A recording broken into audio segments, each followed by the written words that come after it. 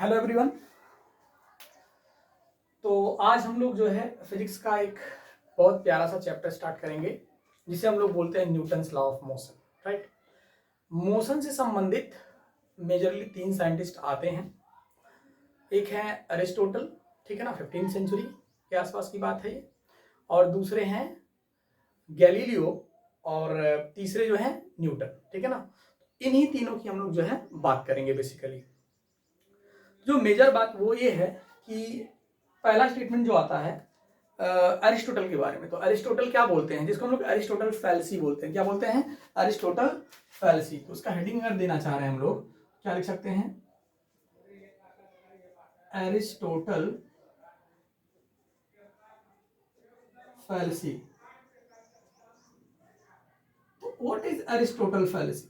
Aristotle जो है बोलते हैं कि किसी ऑब्जेक्ट को कॉन्टिन्यूअस मोशन करवाने के लिए, लगातार मोशन अगर करवाना है तो हमें क्या करना पड़ेगा?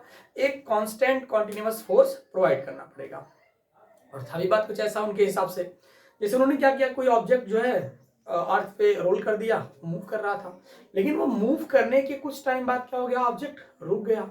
तो फिर से उन्होंने उसके आगे जाकर के उसको और क्या कर दिया, थोड़ा सा पुश कर दिया, फोर्स लगा दिया, तो ऑब्जेक्ट क्या क्या फिर से आगे मोशन करने लगा।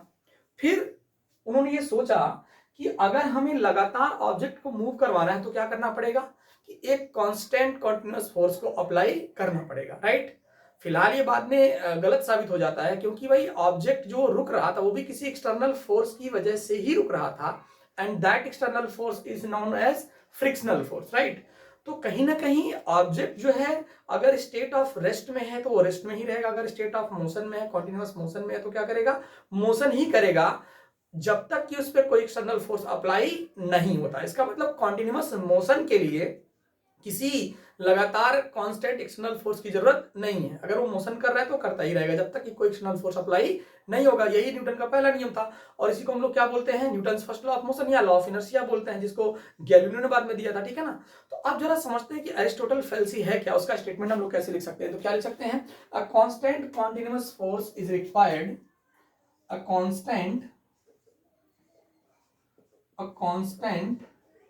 continuous a constant continuous force is required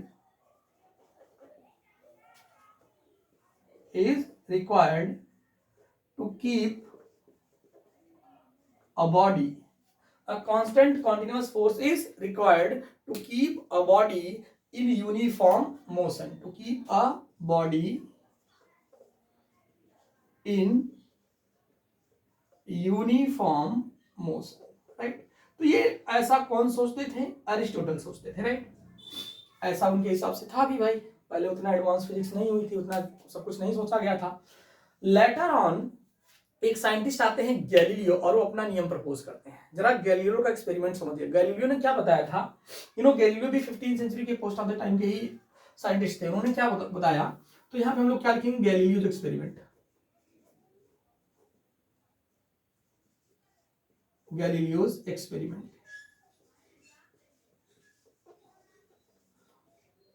What Galileo said about motion? उन्होंने क्या बोला कि अगर किसी ऑब्जेक्ट को हम लोग कुछ हाइट से छोड़ते हैं, किसी ऑब्जेक्ट को कुछ हाइट से हम लोग क्या करते हैं, छोड़ते हैं, तो ऑब्जेक्ट क्या करेगा, मोशन करेगा, और वो उतना ही हाइट गेन कर सकता है। यानी अगर हम लोग कुछ इस तरह से डायग्राम बनाए, कुछ ऐसा, कुछ इस तरह से, मान लो ये हाइट सेम ऐसी है, या थोड़ा सा और बेंड करते हैं इसको, ऐसे मान लो ये सेम हाइट है यहाँ से, मतलब ये जो हाइट है वो क्या है, सेम है। जितना हाइट ये है उतना ही हाइट यहाँ से ये भी है, कहने का ये टोटल मतलब है।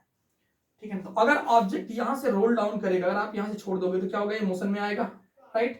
तो ये क्या करेगा, ऑब्जेक्ट इस तरह से मूव करते करते फिर से कहाँ पे आ जाएगा, यहाँ पे आ जाएगा। कहने का मतलब क्या है, ऑब्जेक्ट सेम हाइट गेन करेगा। ठीक है।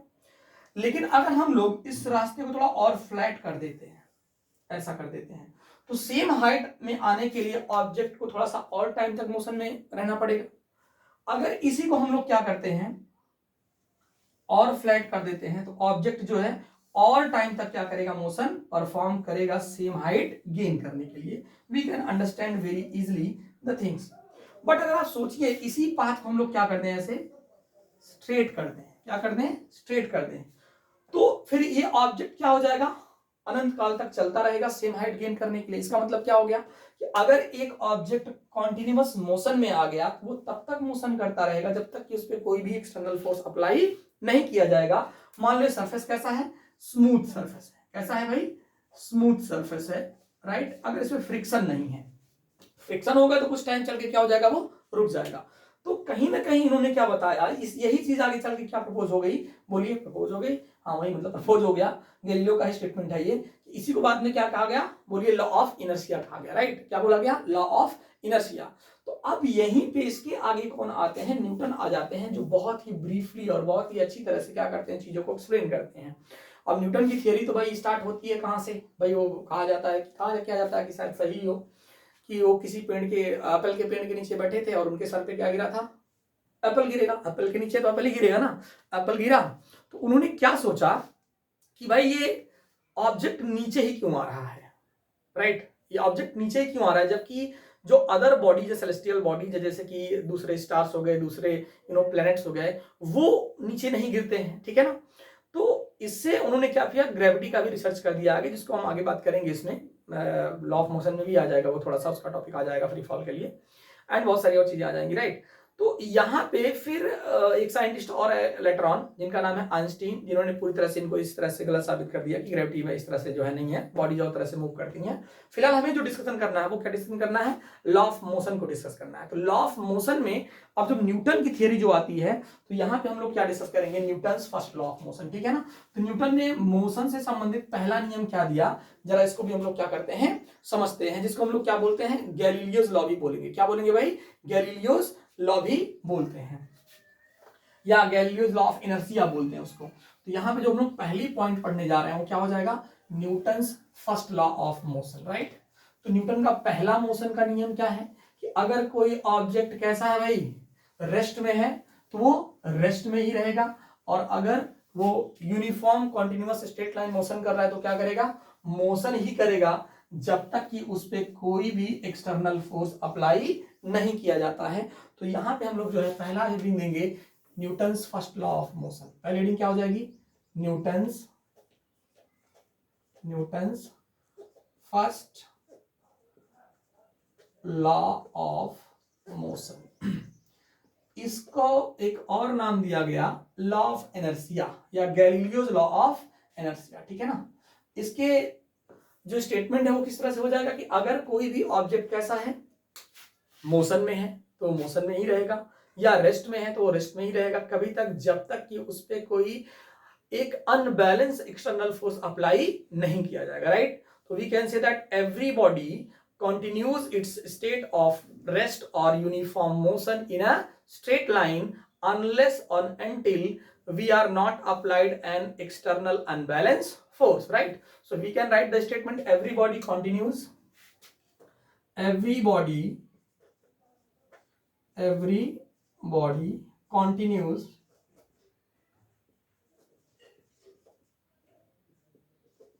its state of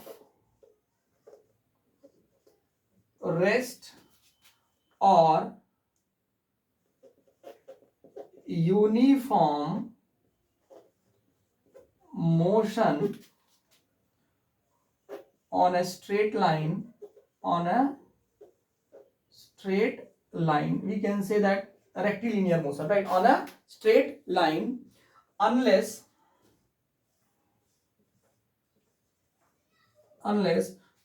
we are not applying, unless compelled by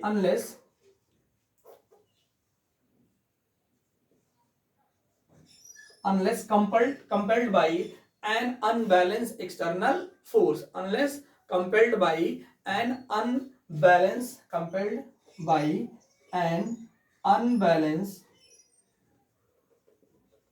external force, right।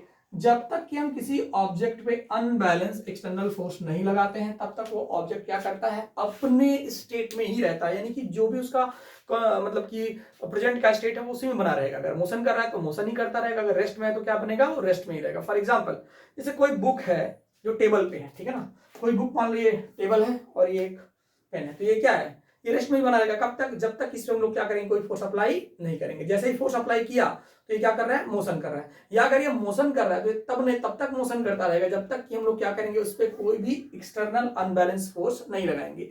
Unbalance force जरूरी है, क्योंकि अगर दो फोर्स, देखो ये ऑब्जेक्ट ऐसे है, दो लोग ऐसे से खींच रहे हैं इसको, तो एक फोर्स इधर लग रहा है और एक फोर्स इस साइड में लग रहा है। इसका मीनिंग क्या हो गया कि अगर दोनों इक्वल एंड अपोजिट है, इसका मतलब क्या हो गया, फोर्स बैलेंस हो गया एंड यहां भी मोशन नहीं होगा, राइट। तो आप अगर इमेजिन करें तो जो आपने चैप्टर मोशन पढ़ा था ना, रेक्टिलिनियर मोशन जिसको बोलते हैं, राइट, क्या बोलते हैं, रेक्टिलिनियर मोशन बोलते हैं, आप काइनेमेटिक्स बोलते हैं। काइनेमेटिक्स में आप इफेक्ट के बारे में पढ़ते हैं। किसके बारे में पढ़ते हैं, इफेक्ट के बारे में। और इस चैप्टर में हम लोग पढ़ेंगे कॉज के बारे में कि why motion will be happened.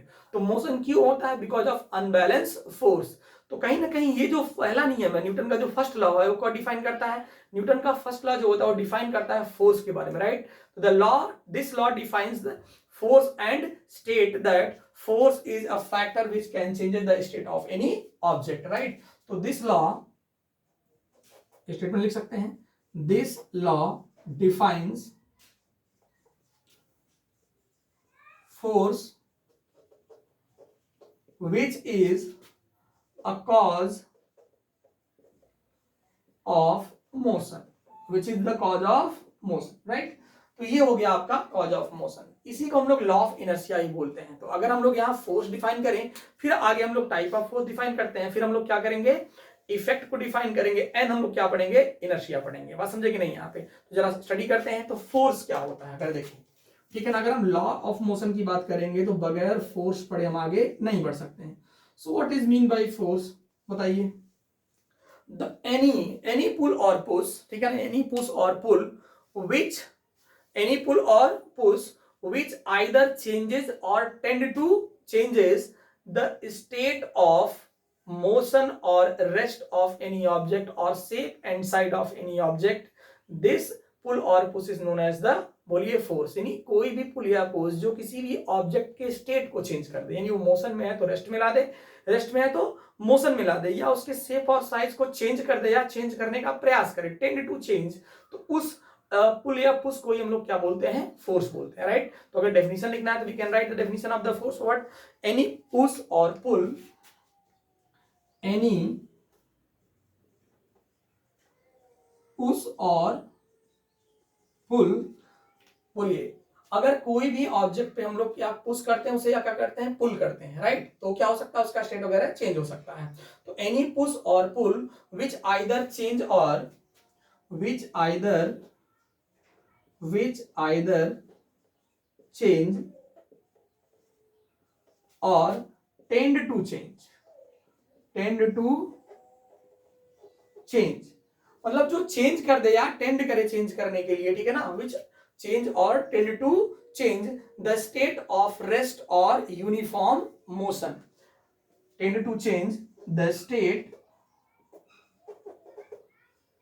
of rest or uniform motion, state of rest or uniform motion, right. We can say also or shape and size, right, or shape and size,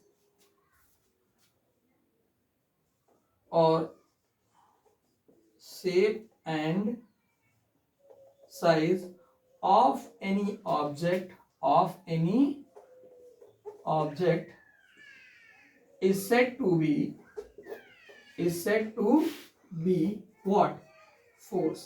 इसका मतलब क्या हो गया, कोई भी एक्सटर्नल इफेक्ट जिसकी वजह से क्या हो जाए, किसी भी ऑब्जेक्ट के स्टेट में चेंज आ जाए। स्टेट में चेंज आने का मतलब क्या होता है कि अगर वो रेस्ट में है तो मोशन में आ जाए, या मोशन में है तो कैसा आ जाए, रेस्ट में आ जाए, या उसका शेप और साइज कुछ भी चेंज हो जाए या टेंड हो जाए चेंज होने के लिए, राइट। यानी कि जरूरी नहीं कि वो चेंज हो जाए। भाई आप इस पे फोर्स लगा रहे हैं, अगर आपका फोर्स, इसके रजिस्टिव फोर्स ज्यादा होगा तभी तो उसका साइज चेंज होगा, अदरवाइज नहीं होगा। बट आप ट्राई तो कर रहे हैं, यानी फोर्स ट्राई तो कर रहा है, तो दैट एक्सटर्नल कॉज या that cause is said to be what, force, right. तो ये कैसी क्वांटिटी होती है, ये एक वेक्टर क्वांटिटी होती है। फोर्स में क्या होता है, डायरेक्शन होता है, राइट। इसकी यूनिट की भी हम बात कर लेंगे, और फिर क्या करेंगे हम लोग, जरा टाइप ऑफ फोर्स के बारे में पढ़ेंगे, जरा समझना है यहाँ पे। तो यूनिट जरा पढ़ते हैं। तो ये कैसी क्वांटिटी है, force, it is a vector quantity, ठीक है ना। अगर यूनिट की हम लोग बात करें तो इसका यूनिट दो तरह से डिफाइन कर सकते हैं, ठीक है ना। ओके, अगर यूनिट की हम लोग बात करें, इसकी मेजरमेंट की हम लोग बात करते हैं, तो इसका यूनिट हम लोग क्या कर सकते हैं, दो तरह से डिफाइन कर सकते हैं। तो जैसे इसके यूनिट्स क्या क्या हो सकते हैं भाई, बोलिए। इसके यूनिट्स की अगर हम बात करते हैं तो एक हो जाएगा आपका एब्सोल्यूट यूनिट और एक क्या हो जाएगा, सिंपली अदर यूनिट्स। तो अगर हम बात करें एब्सोल्यूट यूनिट की, किसकी बात करें, absolute unit, absolute unit. And यहां हम लोग बात कर लेते हैं अदर यूनिट भी, अदर यूनिट। एब्सोल्यूट यूनिट में दो यूनिट की हम बात करते हैं। पहला यूनिट क्या हो जाएगा, बोलिए भाई, पहला यूनिट हो जाएगा न्यूटन, या जिसको हम लोग क्या बोल सकते हैं, किलोग्राम मीटर पर सेकेंड स्क्वायर। ये कौन सा यूनिट है, SI unit of the force है, इंटरनेशनल सिस्टम की जो बात करते हैं। जो दूसरा यूनिट हो जाएगा वो क्या हो जाएगा, डाइन, ठीक है ना। इसको कैपिटल डी से रिप्रेजेंट करते हैं, डाइन, डायन नहीं डाइन, ठीक है ना। ये कौन सा यूनिट है, सीजीएस यूनिट है। सोचिए न्यूटन जो है डाइन वगैरह सब खेल गया था तभी, समझिए आप लोग कितने हल्के में उससे कंपेयर में, ठीक है। यहां अदर यूनिट की अगर हम बात करते हैं तो जो पहला आएगा वो क्या हो जाएगा, किलोग्राम वेट बोलते हैं या इसको क्या बोलते हैं, केजीएफ। मूवी की बात नहीं कर रहा हूं, ठीक है ना। केजीएफ का मतलब क्या होता है, किलोग्राम फोर्स, ठीक है ना। केजीएफ का मतलब क्या होता है, किलोग्राम फोर्स का जनरल यूनिट हो सकता है। इसका अदर यूनिट क्या हो सकता है, ग्राम वेट, क्या बोलेंगे इसको भाई, ग्राम वेट, या जिसको हम लोग क्या बोल सकते हैं, बोलिए जीएफ। जीएफ का मतलब क्या है, बोलो, जो सोच रहे वो नहीं है। जीएफ का मतलब क्या होता है, बोलिए ग्राम फोर्स होता है, ठीक है। अगर इनमें रिलेशन पढ़े हम लोग, इनमें रिलेशन पढ़े तो रिलेशन क्या हो सकता है, जो एक न्यूटन किसके बराबर हो जाएगा, कितने केजीएफ के बराबर हो जाएगा, राइट। जरा समझो, 1 न्यूटन इज इक्वल टू क्या होता है, 9.8 केजीएफ के बराबर। बताओ, केजीएफ मूवी अभी बनी है, न्यूटन तभी लगभग 10 केजीएफ के बराबर था, ठीक है ना। तो न्यूटन कितना भारी चीज हो सकता है, एंड आपको फील भी होता है फिजिक्स में। तो एक न्यूटन किसके बराबर हो जाएगा, 9.8 केजीएफ के बराबर। अभी तक केजीएफ का केवल दूसरा पार्ट आया है, ठीक है। अभी देखो 9 10 बनाए तब बराबर होंगे न्यूटन के। दूसरा जिसमें रिलेशन क्या हो सकता है, अगर हम लोग 1 जीएफ की बात करें, 1 न्यूटन कितना हो गया, 9.8 हो गया। तो यहाँ क्या है, जीएफ है। 1 जीएफ किसके बराबर हो जाएगा, बताइए आप लोग सोच समझ के। 1 जीएफ किसके बराबर हो जाएगा, 980 डाइन के बराबर। माय गॉड, 1 जीएफ 980 डाइन के बराबर। जीएफ का मतलब जानते ही हो आप लोग, तो बच के रहना भाई इन सब चीजों से। तो 1 जीएफ, जीएफ का मतलब क्या, ग्राम फोर्स जी, ज्यादा दिमाग नहीं लगाना चाहिए, दिक्कत हो जाएगा। 1 जीएफ कितना हो जाएगा, 980 क्या, डाइन। तुम सोचो, अगर इफ यू हैव जीएफ, मेरे पास तो है नहीं भाई, अगर तुम्हारे पास कुछ ऐसा है तो समझो तुम 980 डाइन को अपने साथ में लेके घूम रहे हो, and that is more dangerous for your career and your life. Okay, तो समझ जाओ। तो सिंपल सा मतलब 1 ग्राम फोर्स किसके बराबर होता है, 980 डाइन के बराबर होता है। अब न्यूटन का कमाल देखो, 1 न्यूटन किसके बराबर होता है, 1 न्यूटन जो होता है 10⁵ डाइन के बराबर। That's why physics is so much hard, but interesting भी होता है, हार्ड नहीं होता है, ऐसा हार्ड वर्ड बोलने का नहीं, ठीक है ना। 1 न्यूटन अकेले किसके बराबर है, 10⁵ डाइन के बराबर। तभी तो लोग बोलते हैं कि अगर न्यूटन के सर पे पेड़ ही गिर गया होता तो कुछ ज्यादा ही अच्छा रहता। नहीं, फिलहाल तो इतना एडवांसमेंट शायद नहीं आता। तो हम लोग यहाँ क्या बात कर लिए हैं, फोर्स के बारे में। टाइप ऑफ फोर्स की अगर हम लोग बात करेंगे तो टाइप ऑफ फोर्स में बहुत सारे फोर्स हो सकते हैं। कुछ फोर्स हम डिस्कस करते हैं यहाँ पे, आगे हम लोग डिफरेंट टाइप के फोर्सेस पढ़ते जाएंगे, ठीक है ना। तो ये न्यूटन के पहले नियम से निकल के जो आने वाली चीजें हैं वो क्या क्या हैं आप समझ चुके होंगे।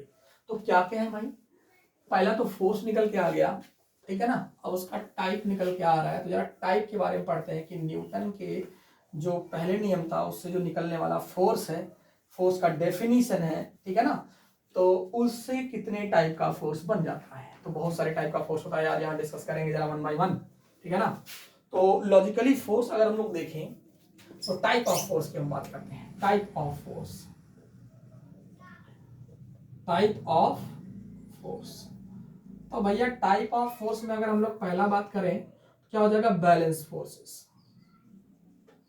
बैलेंस फोर्स, बैलेंस फोर्स क्या होता है भाई, अगर किसी ऑब्जेक्ट पे लगने वाले सभी फोर्सेस का नेट वैल्यू क्या हो जाए, 0 हो जाए, तो हम लोग उसको क्या बोलते हैं, बोलिए बैलेंस फोर्स बोलते हैं। मान लो ये ऑब्जेक्ट है, ये क्या है, ऑब्जेक्ट है, और इस पे बहुत सारे फोर्सेज ऐसे लग रहे हैं, ये है F1 और ये है F2 और इधर से है F3 और इधर से क्या हो गया F4। If the resultant of all these forces F1 plus F2 plus tell me F3 plus क्या हो गया F4 will be 0, then we can say that these all forces are balance forces. दूसरा इसमें क्या होता है अनबैलेंस फोर्स। दूसरा force क्या होता है, वो क्या होता है अनबैलेंस फोर्स। ये क्या होता है भाई, अगर इन्हीं सभी फोर्सेस का नेट वैल्यू यानी एफ नेट को हम लोग क्या बोलेंगे F1 प्लस F2, इसको हम लोग बोल सकते हैं एफ रिजल्टेंट राइट, या F net plus F3 plus F4 is not zero, then these all forces are said to be the unbalanced force, right? तो अगला क्या आ जाता है यहाँ पे नेक्स्ट पार्ट कॉन्टैक्ट फोर्स, ठीक है ना, क्या आ जाएगा कॉन्टैक्ट फोर्स। भाई कॉन्टैक्ट फोर्स क्या होता है, इससे बहुत सारे फोर्स हो जाएंगे भाई कॉन्टैक्ट फोर्स। तो बोलो भैया कॉन्टैक्ट फोर्स क्या होता है। अरे ऐसे फोर्सेस जो कांटेक्ट में आने के बाद फील होते हैं उसको हम लोग क्या बोलते हैं कॉन्टैक्ट फोर्स। जैसे किसी को तुम थप्पड़ मार दो, कांटेक्ट में आया, फील हो गया कांटेक्ट फोर्स, ठीक है ना। तो कुछ एग्जांपल इसके आप लिख लो, the forces which are applying due to the contact of the object, ठीक है ना। हाँ, अगर ऑब्जेक्ट के कांटेक्ट में आने से जब दो फोर्सेस अप्लाई होते हैं उनको हम लोग क्या बोलेंगे कांटेक्ट फोर्स बोलेंगे। तो इसके एग्जांपल में क्या क्या हो सकता है जरा बताओ भाई जल्दी जल्दी। कांटेक्ट फोर्स के एग्जांपल क्या हो सकते हैं, बोलो बोलो। पहला फोर्स जो हो जाएगा वो क्या हो जाएगा फ्रिक्शन, यस फ्रिक्शन फोर्स या फ्रिक्शनल फोर्स। कैसा फोर्स है भैया कांटेक्ट फोर्स है राइट। दूसरा क्या हो सकता है बोलो tension, tension force is also a contact force. अगला फोर्स क्या हो जाएगा बोलिए बोलिए बोलिए। टेंशन हो गया, फ्रिक्शन हो गया, और कोई समझ में आ रहा है आपको कांटेक्ट फोर्स बताइए बोलिए। टेंशन हो गया, फ्रिक्शन हो गया, और नॉर्मल रिएक्शन, कौन सा जी नॉर्मल रिएक्शन, ये भी तो एक फोर्स है ना। एक्सेट्रा ऐसे बहुत सारे और फोर्स हो सकते हैं जिनको हम लोग क्या बोलते हैं कांटेक्ट फोर्स बोलते हैं, कांटेक्ट में आने के बाद अप्लाई होता है। अगला जो टाइप आता है वो क्या आता है non contact force, non contact force, ठीक है ना। तो नॉन कांटेक्ट फोर्स क्या होता है भाई, होता है ना ऐसे फोर्सेस जो कांटेक्ट में नहीं आने पे भी क्या होते हैं अप्लाई हो जाते हैं। फॉर एग्जांपल न्यूटन बाबा का ग्रेविटेशनल फोर्स। ग्रेविटेशन कोई ऑब्जेक्ट जब कहाँ रहता है हवा में रहता है, नहीं हवा में नहीं, किसी पेड़ पे मान लो मैंगो का पेड़ मान लो ऊपर है, अगर वो किसी तरह से टूट जाता है नहीं गिरता है तो मतलब गिरने का नहीं वहां से अलग हो जाता है तो कहाँ आएगा वो नीचे ही तो आएगा। तो कहाँ कांटेक्ट है अर्थ का और उस मैंगो का, फिर भी तो नीचे आया। मैं इस ऑब्जेक्ट को यहां से छोड़ दिया तब भी ये कहां जा रहा है नीचे ही जा रहा है, देयर इज नो कांटेक्ट। अब ये कैसे मालूम कि फोर्स लग रहा है, आप लोग जानते हैं अगर इसको हम लोग छोड़ेंगे ऐसे तो ये नीचे गया, तो भाई ये नीचे क्यों गया, मोशन हो रहा है ना, तो मोशन क्यों होता है due to unbalance external force, इसका मतलब फोर्स अप्लाई हुआ होगा। तो this force is said to be what non contact force. तो पहला एग्जांपल क्या हो जाएगा बोलिए ग्रेविटेशनल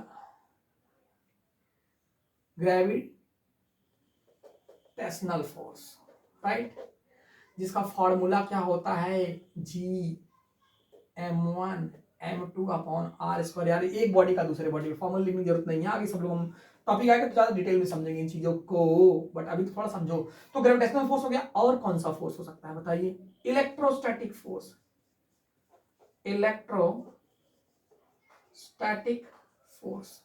एक चार्ज दूसरे चार्ज को क्या करता है अट्रैक्ट या रिपेल कर सकता है, दैट मैग्नेटिक फोर्स बोलो भाई it is also a non contact force. अगर दो मैग्नेट है या एक आयरन और एक मैग्नेट है तो आयरन मैग्नेट की तरफ क्या होता है अट्रैक्शन फील करता है, जैसे आप लोग फील करते हैं किसके लिए मम्मी के लिए, हाँ वो भी एक फोर्स हो गया नॉन कांटेक्ट इमोशनल फोर्स, ठीक है ना। तो उसको लिखेंगे नहीं, तो ये क्या हो गया नॉन कांटेक्ट फोर्स। और क्या क्या फोर्स हो सकते हैं भाई स्ट्रॉन्ग फोर्सेस, ये दोनों स्ट्रॉन्ग फोर्सेस हैं और ये वीक फोर्स में आता है right, strong force weak force यहीं पे डिफाइन हो गया। आगे आता है न्यूक्लियर फोर्स।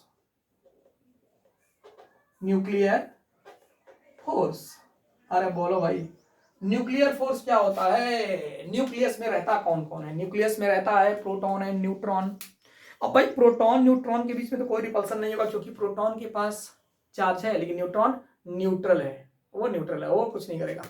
लेकिन एक बात है भाई, प्रोटॉन में तो रिपल्सन होगा ना, तो उन्हीं प्रोटॉन को कंबाइंड रखने के लिए जो वहां पे फोर्स अप्लाई होता है उसको हम लोग क्या बोलते हैं, न्यूक्लियर फोर्स। इसमें दो तरह का होता है।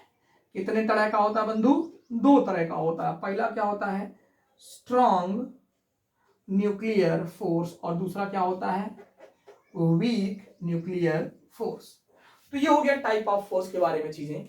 अब जो हम लोग पढ़ेंगे, अब जैसे कि भाई न्यूटन का जो पहला नियम था उससे क्या हमको मिल गया, डेफिनेशन ऑफ द फोर्स मिल जाता है। जो न्यूटन का दूसरा नियम है उससे क्या मिलता है, वैल्यू ऑफ फोर्स, यानी उसकी मैग्नीट्यूड मिलता है, या उसका मैथमेटिकल इक्वेशन मिलता है, किसका, फोर्स। तो यहां अगला पॉइंट जो हम लोग पढ़ेंगे, अच्छा इसी जो न्यूटन का पहला नियम था उसको हम लोग क्या नाम दिए थे, लॉ ऑफ इनर्शिया, या law of Galileo's law of inertia, we can say that, Galileo ने दिया था। तो अब हम लोग जो पढ़ेंगे वो अगला टॉपिक हमारा क्या हो जाएगा भाई, इनर्शिया। ठीक है ना, क्या हो जाएगा टॉपिक, इनर्शिया। तो इनर्शिया क्या होती है, एक प्रॉपर्टी है, नहीं इफेक्ट ऑफ फोर्स पढ़ लेते हैं क्या, फोर्स का इफेक्ट क्या क्या हो सकता है, यही पढ़ लेते हैं, उसके बाद आगे बढ़ते हैं। Effect of force, effect of force. तो बंधु फोर्स का इफेक्ट क्या क्या हो सकता है, it can change the direction, और it can change the motion, it can change the position, बहुत कुछ कर सकता है ना। तो these all are said to be the effect of force. बात समझ में आ गई नहीं आ रही? तो यहां अगर हम लोग बात करें इफेक्ट ऑफ फोर्स की, तो हम लोग बहुत ही आसानी से बात करें, it may changes the speed of body, it may changes the direction of body, it may changes the both speed and direction of the body, it may changes the size or shape of the body। तो ये हो सकता है क्या क्या, it may changes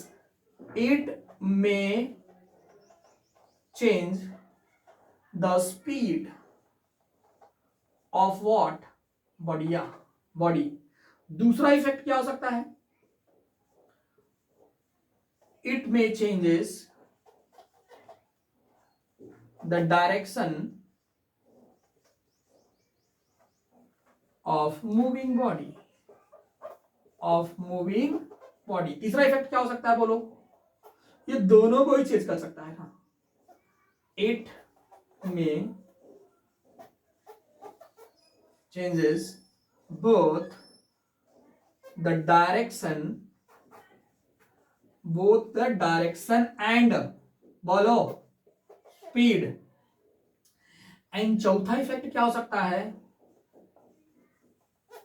it में change, बोल भैया, शेप और साइज। अगर इसका लाइव एग्जांपल देखना हो तो बगल वाले को एक घुसा मार दो, उसका नाक टूट जाएगा। कभी मारा है किसी को, मारपीट सिखा रहे हैं, ऐसा बात नहीं है, वायलेंस नहीं है। गांधी जी के नियमों का पालन करते हैं, लेकिन पार्शियली करते हैं यार, फुली कौन कर पाएगा, कोई मुझे मारेगा मुझे बर्दाश्त ही नहीं होगा, ठीक है ना। तो ये चौथा बड़ा इंटरेस्टिंग है, इट में चेंज द शेप और साइज। किसी को मारना अपने आप मालूम पड़ जाएगा कि शेप साइज चेंज होता है कि नहीं होता। अगर साइज चेंज हो गया शेप न्यूटन सही है, अगर नहीं हुआ, वैसे उन्होंने बोला इट में चेंजेस, और अगर तुम सिस्टम हो तो तुम्हारा ही चेंज कर देगा, ठीक है ना। तो अगला हम क्या पढ़ने वाले हैं, इनर्शिया। अगला जो टॉपिक इसमें है वो क्या है, इनर्शिया। सिया प्रोग्राम कीजिए, मतलब पूजा पाठ भी करते रहते हैं हम लोग। तो अगला जो हमारा टॉपिक है वो क्या है बंधु, इनर्शिया। कौन सी सिया, इनर्शिया। कुछ रशियन टाइप का लग रहा है, सस्ता वाला, इनर्शिया, कुछ सुना सा है, ठीक है ना। So we are going to study next topic of the chapter and that is what, inertia. Inertia is nothing but the Newton पहला का नियम ही है, दोनों सेम थे, गैलीलियो और न्यूटन सेम बात पे एग्री हो गए थे, बट अरिस्टोटल एग्री नहीं हुए, तो वो पहले ही दे दिए थे, उनको फॉल्स लोग साबित कर दिए। तो अगला हमारा हेडिंग क्या है, इनर्शिया। व्हाट इज इनर्शिया, देखते हैं।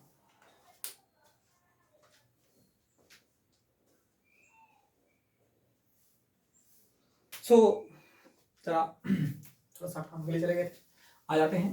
तो इनर्शिया क्या होता है, inertia is inability.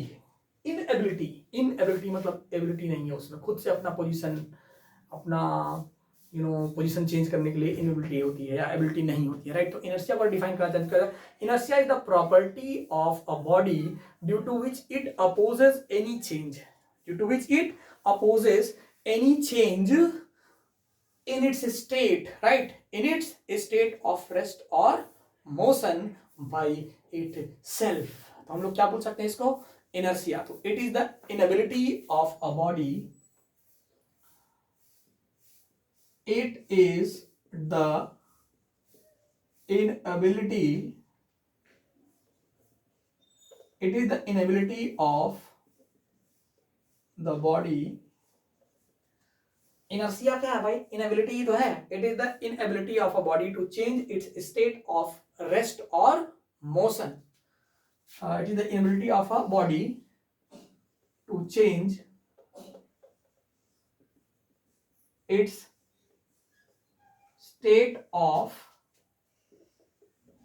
rest or motion by itself, by itself। तो this property is known as what भाई, बोलिए, this property known as the inertia। इसको हम लोग और डिफाइन कर सकते हैं, inertia is the property of a body due to which it opposes any change in its state by itself। इसको हम लोग ऐसे डिफाइन कर सकते हैं, और क्या, it is the property by virtue of which, right, inertia में हम लोग डिफिनेशन बहुत तरीके से दे सकते हैं, ठीक है ना। तो inertia is the property of a body due to which, inertia is the property of the body due to which it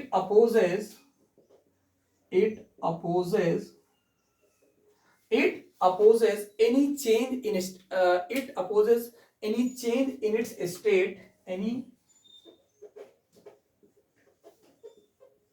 change in its state by itself, by itself, right. तो ये होता है इनर्शिया, राइट। यानी अगर कोई भी object जैसा है कि मान लो कि अगर वो रेस्ट में है तो रेस्ट में ही रहना चाहेगा, या मोशन कर रहा है तो मोशन ही करना चाहेगा, वो अपने स्टेट को चेंज करना नहीं चाहेगा, वो क्या करेगा, उसका अपोज करेगा, जैसे तुम लोग करते हो, सोया है गधे लोग दिन भर सोए ही रहेंगे, उठने का कोशिश नहीं करेंगे, राइट। तो ये होता है इनर्शिया, राइट। तो मास, अगर किसी ऑब्जेक्ट की हम लोग बात करें, mass of a body is quantitative और numerical measure of the inertia, right. तो अगर हम लोग यहां पे समझे मास क्या होता है किसी ऑब्जेक्ट का, तो mass of any object, of any object, mass of any object is the quantitative, is the quantitative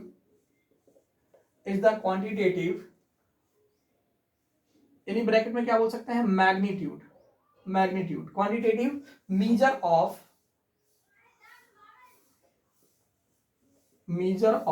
inertia, quantitative measure of what, inertia. तो आपका जो मास होता है किसी ऑब्जेक्ट का, वो क्या होता है, क्वांटिटेटिव मेजर ऑफ क्या होता है, इनर्शिया होता है, ठीक है ना। तो यहां पे हम लोग इस तरह से डिफाइन करते हैं, अगर किसी ऑब्जेक्ट का मास क्या है, बड़ा है, तो उस ऑब्जेक्ट का इनर्शिया भी क्या होगा, ग्रेटर होगा, राइट, या वाइस वर्सा बोल सकते हैं, ठीक है ना। हम लोग क्या बोल सकते हैं, लार्जर इट्स मास, या लार्जर द इनर्शिया, उल्टा ही बोल सकते हैं, larger the inertia of a body implies larger the mass of the body। इसका मतलब क्या हो गया, अगर कोई हल्का ऑब्जेक्ट है उसको तुम कम फोर्स लगा करके ही क्या कर सकते हो, उसको मूव करवा सकते हो, इनर्शिया की प्रॉपर्टी उसमें रहेगी बट कम रहेगी। लेकिन अगर एक कोई सुमो पहलवान है तो क्या करोगे तुम, सुमो पहलवान को हटा सकते हो जल्दी से, नहीं, मुश्किल है थोड़ा ना। तो यानी कि अगर किसी ऑब्जेक्ट का इनर्शिया ज्यादा है, इसका मतलब उसका मास भी क्या होगा, ज्यादा होगा, सिंपल सी बात है ना। अब हम लोग यहाँ पढ़ने जा रहे हैं क्या चीज, टाइप ऑफ इनर्शिया। क्या पढ़ेंगे अगला topic, type of inertia. So let us try to understand what is the type of inertia, ठीक है ना। तो टाइप ऑफ इनर्शिया की अगर हम लोग बात करें तो टाइप ऑफ इनर्शिया क्या होता है भाई, 3 टाइप का होता है। Inertia of rest, inertia of क्या, मोशन, और इनर्शिया ऑफ क्या होता है, डायरेक्शन। तो देखते हैं टाइप ऑफ इनर्शिया। अगला टॉपिक हमारा क्या है, टाइप ऑफ इनर्शिया। तो अगला टॉपिक जो रहेगा वो क्या रहेगा, type of inertia. Inertia 3 type के होते हैं। पहला इनर्शिया ऑफ रेस्ट, दूसरा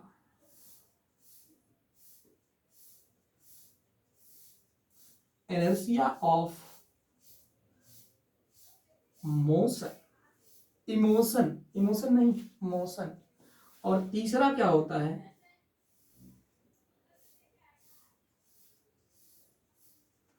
इनर्शिया ऑफ डायरेक्शन। तीसरा क्या होता है भाई, इनर्शिया ऑफ डायरेक्शन। तो बहुत ही सिंपल, इनर्शिया ऑफ डायरेक्शन मतलब कि डायरेक्शन चेंज होने का खोज करेगा, inertia of direction.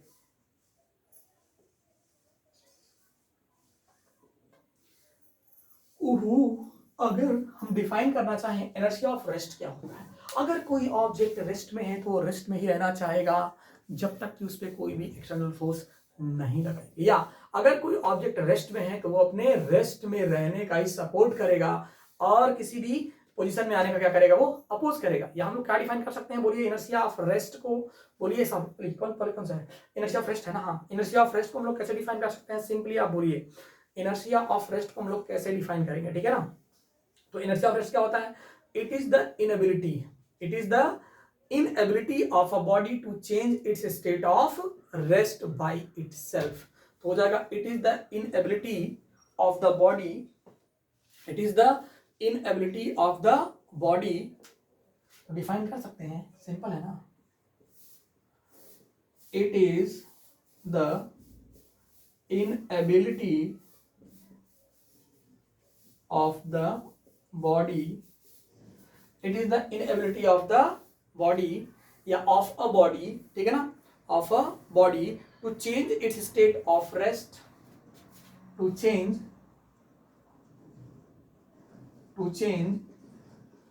its state of rest by itself,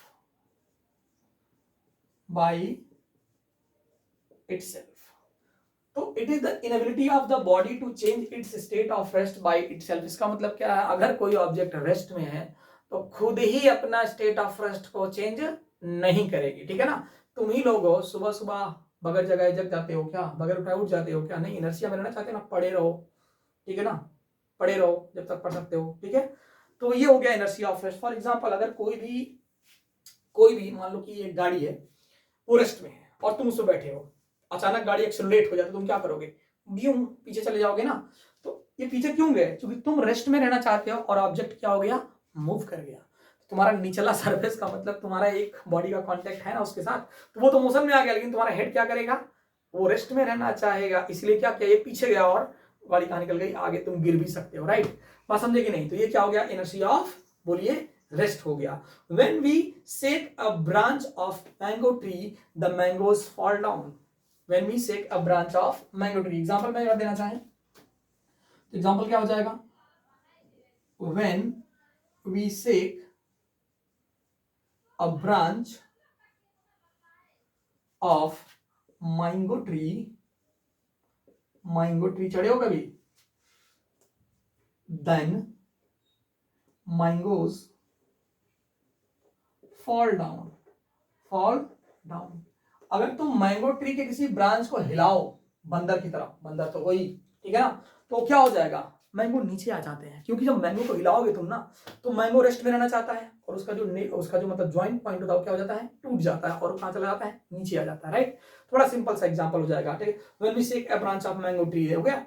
अगर यहां हम लोग क्या करें, बस स्टार्ट सडनली, देन पैसेंजर क्या होता है, दिमाग से नीचे की तरफ चला जाता है। When bus start suddenly, accelerate suddenly, then क्या हो जाएगा, the sitting passenger moves backward. तो उस पे क्या, उसका हेड जो है रेस्ट में रहना चाहेगा, उसकी बॉडी रेस्ट में रहनी चाहेगी, और ऑब्जेक्ट आगे निकल गया तो क्या भाई साहब पीछे चले जाएंगे ना।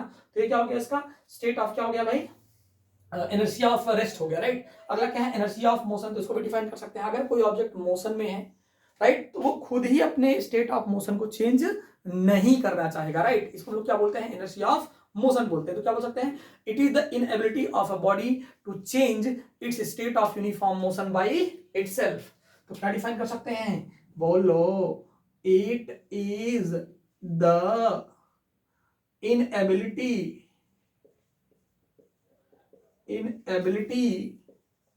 of a body to change its uniform motion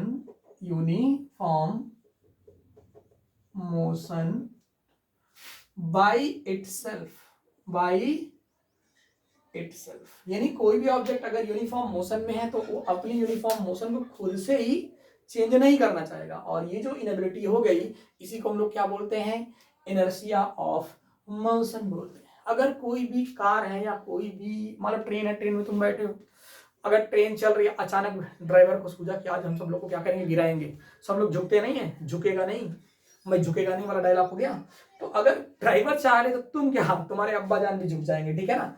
तो अचानक से वो ब्रेक लगा दे, तुम क्या करोगे, अपने आप झुक जाओगे। तो पुष्पा को बिठाना चाहिए ट्रेन में, अगर बगैर बताए क्या मानना चाहिए था, ब्रेक, जब वो सीट बेल्ट नहीं लगाया। सिर्फ ट्रेन में सीट बेल्ट होता भी नहीं है, ठीक है ना।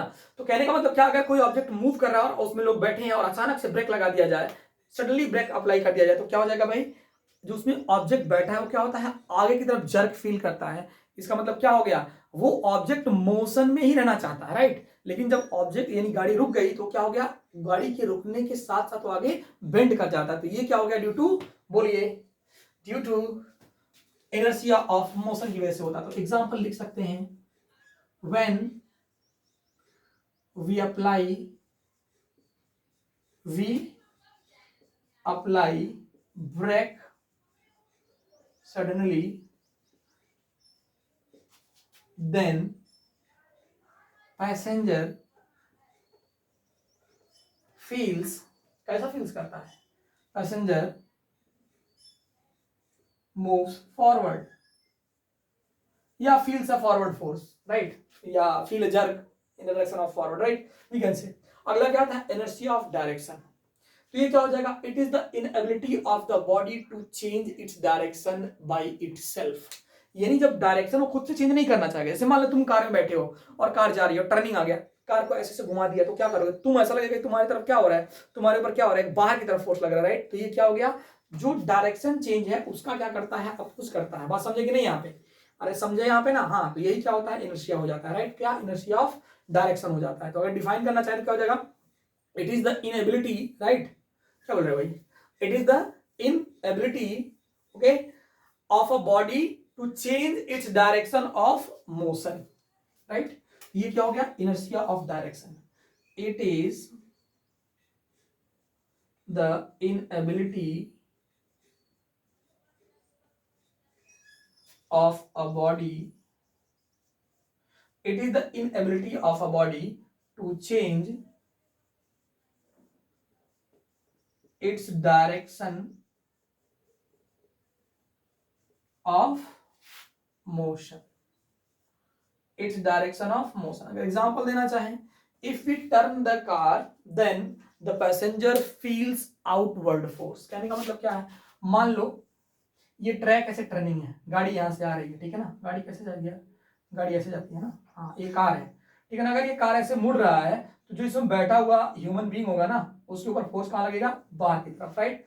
तो ये क्या आता है, ड्यू टू, बोलिए, इनर्शिया ऑफ, बोलो, डायरेक्शन की कारण आता है यहाँ पे, ठीक है ना। तो इनर्शिया ऑफ डायरेक्शन ही हो जाता है। तो इनर्शिया तीन तरह से बेसिकली होते हैं, जिसको हमने डिफाइन कर दिया है, ठीक है।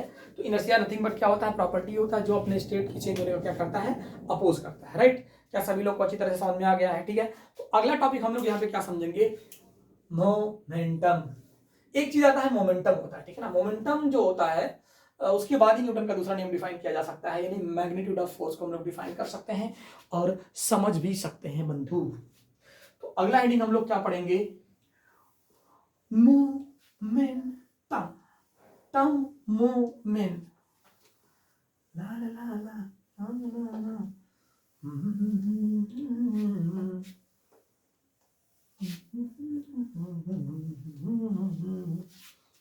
देखो मोमेंटम, मोमेंटम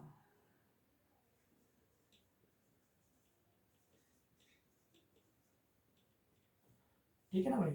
अगला टॉपिक क्या है, momentum. So what is mean by momentum, अगर कोई भी मूविंग ऑब्जेक्ट v वेलोसिटी से मूव कर रहा है, जो प्रोडक्ट होता है, किसका प्रोडक्ट, वेलोसिटी एंड मास का, उसको हम लोग क्या बोलते हैं, मोमेंटम बोलते हैं, राइट। तो इसको कई तरह से डिफाइन कर सकते हैं भैया, कैसे डिफाइन कर सकते हैं बोलिए जरा, बोलो। तो मोमेंटम क्या होता है, the total quantity of motion possessed by, क्या बोल सकते हैं, the total quantity of motion, the total quantity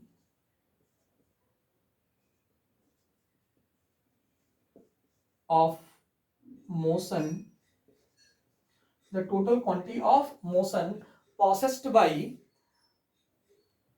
a moving object is known as, possessed by a moving object, possessed by a moving object, possessed by a moving object, right। तो इसी को हम लोग क्या बोल सकते हैं, moving object is known as the momentum of the body, पूरा डेफिनेशन लिख लो। तो क्या हो जाएगा, द टोटल क्वांटिटी, यहां क्या लिखा है भाई, quantity T, the total quantity of motion possessed by a moving object is known as, is known as, known as क्या, momentum, momentum of moving body, ठीक है ना भैया। तो इसको हम लोग क्या बोलते हैं, मोमेंटम ऑफ मूविंग ऑब्जेक्ट, ठीक है ना। So it is the product of, और डिफाइन इसका जो मेन मैथमेटिकल डेफिनेशन क्या हो जाएगा, it is the product, it is the product of mass and velocity of, it is the product of mass and velocity of moving object, right। तो ये क्या होता है, ये मूविंग ऑब्जेक्ट के मास और वेलोसिटी के प्रोडक्ट के क्या होता है भैया, इक्वल होता है, ठीक है ना।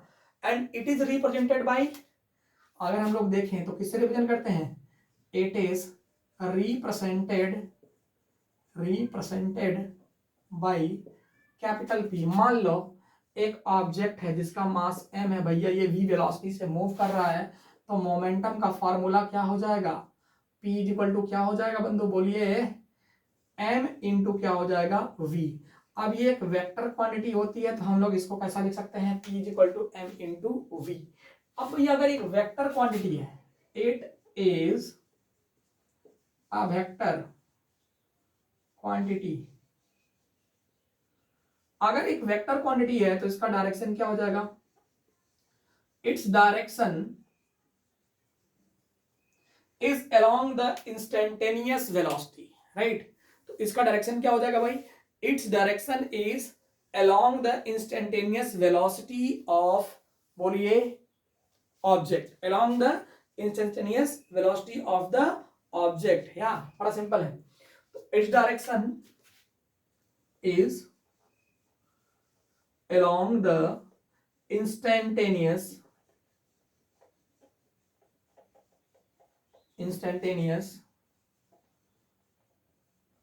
velocity of object. ये इंस्टेंटेनियस वेलोसिटी का कॉन्सेप्ट है भाई। ऐसा भी तो हो सकता है कि तुम्हें अगर कोई ऑब्जेक्ट मूव कर रहा हो, तुम्हें t equal to 10th second पे मोमेंटम का डायरेक्शन चाहिए।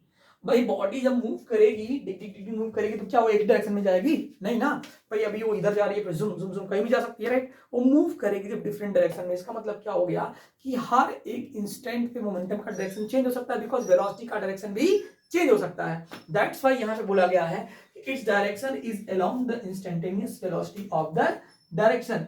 वेलोसिटी ऑफ द ऑब्जेक्ट, मान लो ऑब्जेक्ट अभी इधर मूव कर रहा है, आगे जाके इसका मन बदल गया, इधर जाने लगा, ठीक है ना, तो फिर क्या हो गया, यहाँ पे मोमेंटम किधर है, इधर है, लेकिन यहाँ पे मोमेंटम किधर हो जाएगा, इस डायरेक्शन में हो जाएगा।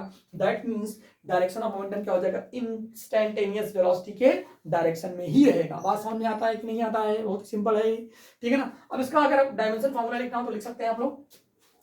So it's a dimension formula, dimension formula क्या हो जाएगा भाई, सो पी को हम लोग क्या लिख सकते हैं, एम है, एम मतलब मास, सिंपल है, वी मतलब वेलोसिटी, तो क्या हो जाएगा L T raise to minus one, तो M L T raise to minus one is the, बोलिए ये हो गया। एसआई यूनिट क्या हो जाएगा बंधु, एसआई यूनिट क्या हो जाएगा, टेल किलोग्राम मीटर पर सेकंड। तो यहां ज्यादा लोड लेने की जरूरत नहीं है, हम लोग थोड़ा सा टॉपिक पढ़ रहे हैं जो नीट में बहुत ही इंपॉर्टेंट तरीके से यूज होगा, तो हम लोग आगे अब जब पढ़ेंगे, ठीक है ना। तो ये हो गया मोमेंटम के बारे में एक बेसिक जानकारी, बेसिक क्या ठीक ठाक जानकारी हो गई, यहाँ पे इतना ही है। आगे हम लोग पढ़ेंगे मोमेंटम के बारे में तो बताएंगे क्या क्या होता है, ठीक है ना। तो अगला जो टॉपिक है हमारा वो क्या है, Newton second law of motion, right. अगला टॉपिक क्या भैया, Newton second law of motion. तो न्यूटन बबुआ क्या बोलते हैं सेकेंड लॉ के बारे में, बोलो। जो बेसिक स्टेटमेंट है वो क्या है, वो ये है कि the rate of change of momentum is directly proportional to, बोलो, अप्लाइड एक्सटर्नल फोर्स, नहीं फोर्स मतलब कि फोर्स, ठीक है ना।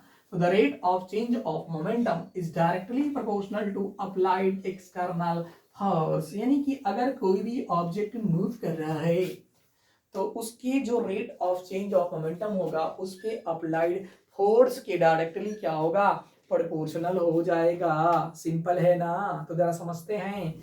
तो Newton second law of motion जरा स्टडी करते हैं। अगली हेडिंग हमारी क्या है, न्यूटन बाबा, न्यूटन सेकेंड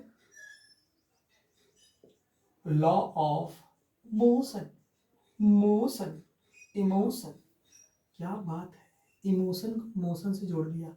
अरे भैया इमोशन होगा तभी तो मोशन होगा, इमोशन नहीं रहेगा तो तुम घूमोगे कहां से, तुम जाओगे कहीं पे कैसे, हाँ? सर भड़का रहे हैं, नहीं तुम खुद ही भड़के हुए हो। देखते हैं अगला टॉपिक क्या है हमारा, इसमें अगला जो हेडिंग है वो क्या है, Newton second law of motion. तो न्यूटन का दूसरा नियम क्या होता है, the rate of change of momentum is directly proportional to applied external force. अगर स्टेटमेंट लिखना है तो आप लिख सकते हैं, ठीक है ना। तो यहाँ पे स्टेटमेंट क्या हो जाएगा भैया, the rate of change of momentum, लिख देते हैं, हम भी लिख देते हैं, the rate of change of momentum is directly proportional to applied external force, is directly proportional to applied external force। अच्छा इसका मतलब क्या हो गया, अगर हम लोग इसको डिफाइन यहां से इस तरह से करना चाहें, मान लो एक ऑब्जेक्ट है, इसका मास m है, इनिशियली u वेलोसिटी से जा रहा है, तो इनिशियल मोमेंटम क्या हो जाएगा बंधु, P I is equal to M into V. After T time इसका वेलोसिटी अब कितना हो जाता है, v हो जाता है, तो p फाइनल कितना हो जाएगा बंधु, m इंटू वी, और ये time t is equal to 0 पे है, राइट। तो चेंज इन मोमेंटम कितना हो जाएगा, बोल भैया, चेंज इन मोमेंटम क्या बोल सकते हैं, delta P, and that is equal to क्या हो जाएगा, P final minus P initial, P final minus P initial. So delta P की वैल्यू कितनी हो जाएगी, M V minus M U. तो क्या निकाल सकते हैं, rate of change of momentum, क्या लिख सकते हैं, rate of change of momentum. तो क्या लिखेंगे, delta P upon delta T, and that is directly proportional to F external, proportionality हटाएंगे, कांस्टेंट डेल्टा पी क्या है, M V minus M U upon delta T, and that is what, proportionality हटाएंगे तो एक constant आएगा के F external, के की वैल्यू 1 होती है। तो यहाँ क्या हो गया, M V minus U by, अब टी माइनस 0 रखेंगे, and that is equal to कितना हो गया, एफ एक्सटर्नल एक्सपेरिमेंटली के की वैल्यू कितनी निकल के आती है 1। सो यहां क्या हो गया m डेल्टा v अपॉन क्या आ गया डेल्टा t, और ये क्या हो गया वेलोसिटी नहीं एक्सेलरेशन भाई। दैट मींस एफ एक्सटर्नल कितना आ जाएगा बंधु m इंटू कितना आ जाएगा a, ये नॉर्मली निकल के आता है क्या चीज फोर्स का फॉर्मूला। लेकिन अगर लिमिट यहां अप्लाई कर दे हम लोग, क्या अप्लाई कर दें यार लिमिटा को अप्लाई करेंगे तो इसी को हम लोग क्या लिख सकते हैं dp by dt is equal to F external लिख सकते हैं। नहीं बहुत सिंपल है लिख सकते हैं ना। तो हम लोग क्या लिख सकते हैं the rate of change of momentum is equal to क्या हो जाता है फोर्स। इसका मतलब क्या लिख सकते हैं f is equal to dp by dt and that is equal to d p is equal to क्या हो गया mv अपॉन क्या हो गया dt। ये होता है सिंपल राइट। अगर अभी हमें डिपेंड करता है मास वेरिएबल है या कैसा है सिंपल है। अगर मास वेरिएबल है तो चीजें कुछ बदल जाती हैं, या इसको हम लोग कैसे लिख सकते हैं बोलो f इज इक्वल टू क्या हो जाएगा m dv बाई dt, ध्यान से प्लस क्या लिख सकते हैं इसको v dm बाई dt। अब बोलोगे सर dm बाई dt मास तो हमेशा कांस्टेंट होता है, तो dm बाई dt यानी rate of change of momentum क्या हो जाएगा रेट ऑफ चेंज ऑफ मास क्या हो जाएगा जीरो। अरे नहीं यार बहुत सारे टाइम पे मास चेंज होता रहता है, जैसे किसी टंकी से पानी गिर रहा हो या रॉकेट लॉन्च हो रहा हो, these all cases are the बोलो चेंज ऑफ मास के केसेस राइट। तो अगर यहां पहले केस में हम लोग if m is constant then क्या हो जाएगा, अगर यहां केसेस बनाते हैं अगर यहां केसेस बनाते हैं और लिखते हैं इफ m इज कांस्टेंट, अगर मास कांस्टेंट हो जाए तो क्या हो जाएगा dm by dt will be 0. Now your force becomes F is equal to what m बोलो भाई dv by dt and that is nothing but ma। होगा कि नहीं होगा सिंपल है। ये क्या है न्यूटन का दूसरा नियम है। अब आपको मैंने पीछे ही बताया था कि न्यूटन के दूसरे नियम से हमें क्या मिलता है भैया मैग्नीट्यूड ऑफ फोर्स मिलता है, यानी कि इसका मैथमेटिकल इक्वेशन मिलता है। किसका मैथमेटिकल इक्वेशन मास का। अगर दूसरी चीज यहां पे आ जाए इफ v is constant, हो सकता है if v is constant, अगर v constant हो गया तो प्रभु dv by dt कितना हो जाएगा जीरो हो जाएगा। इस केस में क्या लिख सकते हैं अगर ऐसा हुआ तो तुम क्या करोगे तुम मूव कर जाओगे, then f is equal to हम लोग क्या लिख लेंगे 0 plus v dm by dt। Now your force becomes v dm by dt। यानी अगर कोई भी रॉकेट है जो v कांस्टेंट वेलोसिटी से ऊपर की तरफ मूव कर रही है और इसके रेट ऑफ मास का जो चेंज है वो dm बाई dt है, then applied force on the object is what F is equal to v dm by dt। Because यहां अगर वेलोसिटी कांस्टेंट हो गया है तो ये वाला पोर्शन क्या हो जाएगा जीरो। अच्छा ये वैल्यू का अप्लाई होगी, this equation is applied when objects mass and velocity both are changes, यानी कि नहीं कांस्टेंट है। तो हम लोग क्या इक्वेशन अप्लाई करेंगे फोर्स के लिए ये अप्लाई करेंगे। अगर आपका क्या हो गया मास कांस्टेंट हो गया तो ये अप्लाई करेंगे, अगर वेलोसिटी कांस्टेंट हो गया तो ये अप्लाई करेंगे। तो तीन केस यहां पे बन के आ जाता है किसके लिए न्यूटन के दूसरे नियम के लिए राइट। ओके बात समझ में आती है। एक दो जरा क्वेश्चन करते हैं उसके बाद आगे बढ़ते हैं। अभी बहुत कुछ पढ़ना है हमको, आगे बढ़ना है हमको, तो जरा पढ़ाई करते रहेंगे और आगे बढ़ते रहेंगे। तो इतना क्लियर है भाई। अगला कंसेप्ट जरा समझते हैं। हाय ना ना ना ना। तो rate of change of momentum आप लोग देख लिए हैं, हमको भी देख लीजिए। हमको क्या देखोगे तुम लोग, तुम्हारे लिए देखने तुम्हारे पास देखने वाले लोग बहुत होंगे, मुझे नहीं कुछ। तो अगला कंसेप्ट जो हम लोग देखेंगे ना, ये कंसेप्ट है पहले क्वेश्चन करो। इतना सारा कंसेप्ट तो देख लिया, पहले क्वेश्चन करो कुछ, उसके बाद आगे बढ़ेंगे ठीक है ना। तो मान लो अ फोर्स F, कुछ भी क्वेश्चन है, a force F is equal to 6I plus 4J plus 3K Newton. 6I plus 4J plus 3K Newton is applied any object, या सिंपल क्या बोल सकते हैं कि a force produces an acceleration of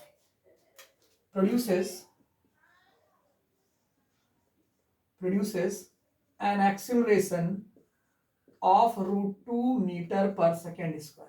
Produces an acceleration of √2 meter per second square. Calculate the mass of the object. Calculate the mass of the object. Calculate the mass of the object. Right. So object का जो मास होगा वो क्या हो जाएगा? अरे भैया तुम जानते हो F इजिकल टू क्या होता है? ma होता है, राइट? यानी मॉड ऑफ, भैया वेक्टर दिया है तो यहां क्या करेंगे, ऐसे भी तो लगा सकते हैं। तो हमें m अगर फाइंड करना है तो क्या लिखेंगे, मॉड ऑफ f अपॉन क्या हो जाएगा, a। ये वेक्टर का मॉड निकालने आपको आता है कि नहीं? आता है, आराम से आता है। कितना आ जाएगा? 36 प्लस इसका कितना हो जाएगा, 16, और प्लस इसका कितना आ जाएगा, 9। तो डिवाइड बाई a की वैल्यू कितना दिया है, √2। इसको सॉल्व करो बंधु तो क्या आएगा, सिंपल है, कितना आएगा, 9 और कितना 16, 9 16 कितना 25 और प्लस 36 तो कितना हो जाएगा 6 5 11 और 25 था ना, तो 3 2 5 और 1 6, क्या इतना आएगा अपॉन √2। तो डिवाइड कर दो यार, आपको मिलके आ जाएगा 61/2। इतना किलोग्राम डिवीजन कर लेना, इतना किलोग्राम क्या हो जाएगा, ऑब्जेक्ट का मास हो जाएगा। पास हो जाता है कि नहीं आता है? क्लियर है? तो ये आपका क्वेश्चन का सोल्यूशन हो जाएगा। अगला एक और क्वेश्चन करते हैं। अब 5 किलोग्राम, मान लो कि एक 5 किलोग्राम का कोई ऑब्जेक्ट है जो फ्रिक्शनलेस सरफेस पे रेस्ट में पड़ा है। अगला क्वेश्चन देखते हैं। नोट करना है, नहीं करना है तो करो।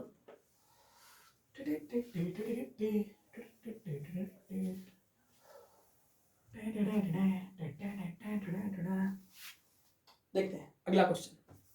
देखिए, a 5 kilogram block is resting on a frictionless surface. A 5 kilogram block is resting on frictionless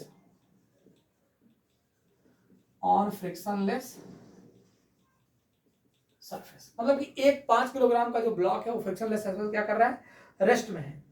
it is stuck by a jet releasing, it is stuck by a jet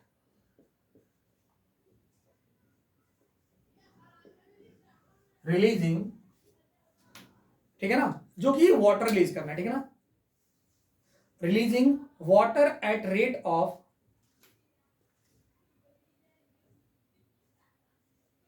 releasing water at the rate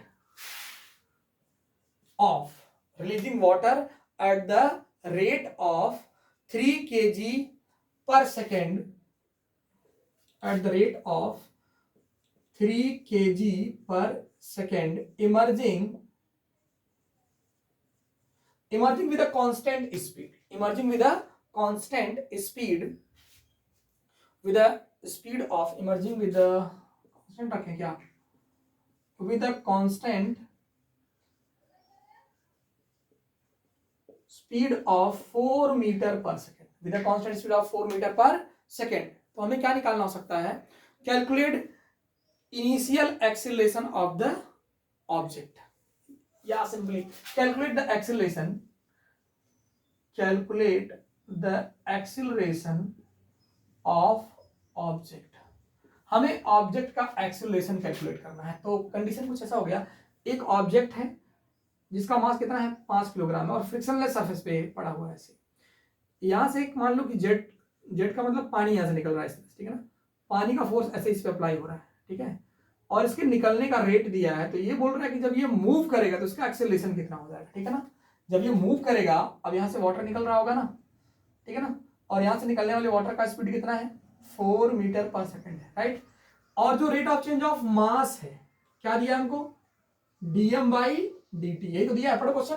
A 5 kilogram block is resting on a frictionless surface. It is struck by a jet releasing water at the rate of, 3 kilogram पर second, यानी कि तो rate of change of water वो कितना हो गया भाई 3 kilogram पर सेकेंड, राइट। और हमें क्या मालूम है वेलोसिटी ऑफ ऑब्जेक्ट कितना है 4 मीटर पर सेकेंड, राइट। अब आप जानते हो कि अगर वेलोसिटी कांस्टेंट हो गया तो जो नॉर्मली न्यूटन का दूसरा नियम होता है वो F इक्वल टू क्या अप्लाई करता है बोलो, m dv by dt plus v dm by dt। अब यहाँ वेलोसिटी कांस्टेंट है तो ये पोर्शन क्या हो जाएगा जीरो, जो अप्लाइड फोर्स की वैल्यू हो जाएगी वो कितनी हो जाएगी बोलिए भाई, v कितना है, v है आपका dm बाई dt, तो v की वैल्यू कितनी दिया है 4 मीटर पर second into dm by dt कितना दिया है 3, तो कितना हो जाएगा 4 3 जा 12 न्यूटन, ये अप्लाइड फोर्स हो गया, राइट। तो अब आप जानते हैं सिंस F इक्वल टू क्या होता है m में, तो A इक्वल टू क्या हो जाएगा F बाई m, तो सॉल्व कर दो, F कितना है 12 मीटर और m कितना है 5, कितना हो जाएगा 5 2 जा 12 एंड 2 5 जा 10, 2 हो गया तो 5 4 जा 20, इतना मीटर पर second square will be the acceleration of the object, ठीक है ना, कितना हो जाएगा 2.5 मीटर पर सेकेंड हो जाएगा एक्सेलरेशन, राइट। तो ये हो गया इसका सोल्यूशन। क्या सभी को इजीली समझ में आ जाता है भाई। अगला हम लोग जो टॉपिक पढ़ेंगे वो क्या पढ़ेंगे इम्पल्स। आज के लिए इतना ही रहने देते हैं, अगला टॉपिक हम लोग अगले दिन पढ़ेंगे इम्पल्स, राइट, इम्पल्स और फिर conservation of momentum and all this things. तो आज के लिए thank you and bye bye, मिलते हैं अगले दिन, नमस्कार।